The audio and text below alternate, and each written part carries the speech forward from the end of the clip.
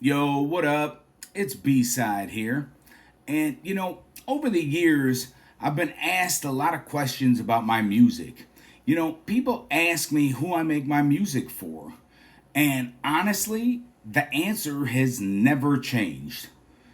I create for myself first. Now, that probably sounds selfish, but hear me out. I've been making music for over 25 years, and people have asked me before, who are you making this for?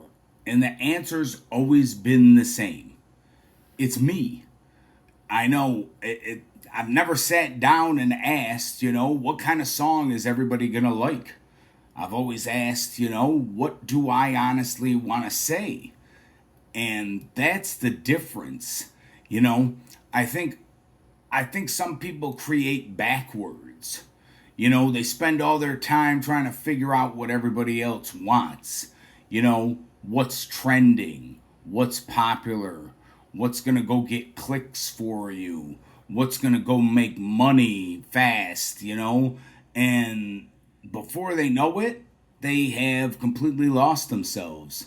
And, I never really wanted that. I mean, that doesn't mean I ignore people.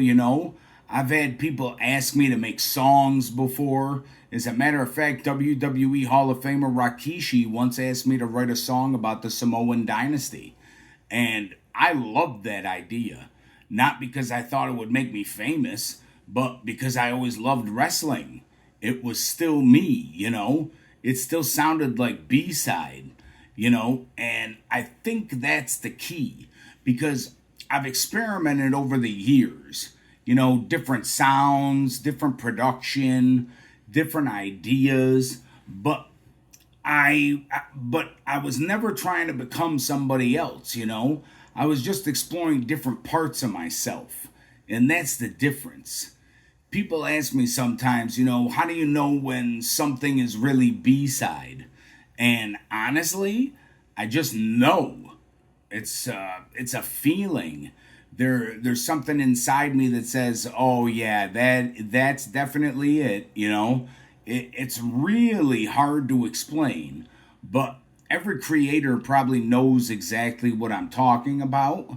I also think that's why people connect with my music, my book, my TikTok lives, and now these YouTube videos. Not because I have all the answers, not because I'm trying to be perfect, but because I'm just being honest. And, some of the songs I'm most proud of are the ones where I talked about my family, my struggles, my multiple sclerosis, the things that made me who I am. And when I released those songs, I honestly didn't really know if anybody would care at all. But they did. People connected with them. And I think that's because honesty has a way of finding people who need to hear it. If I spent all my time trying to make everyone happy, I wouldn't be happy. I'd spend my life chasing approval instead of creating something meaningful. And for me, creating has always been therapy.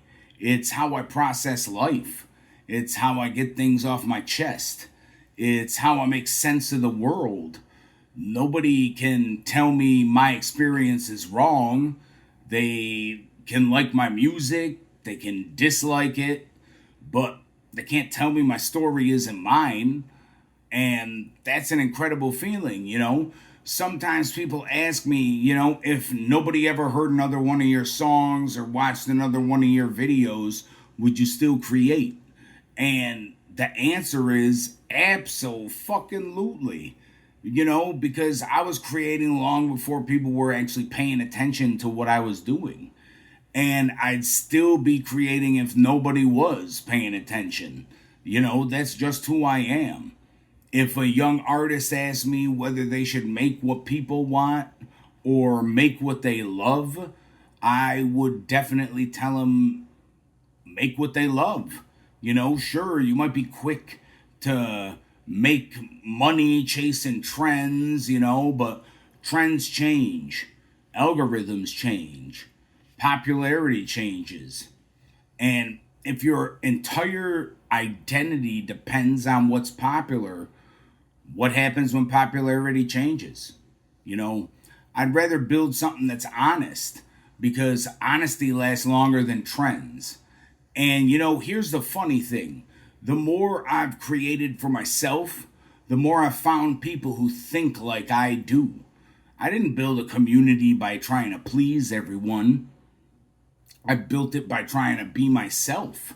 The people who I connect with, my music, my videos, my stories, they're not here because I tried to become somebody else. They're here because I never tried to be anybody else. Create the things you believe in. Tell the stories only you can tell.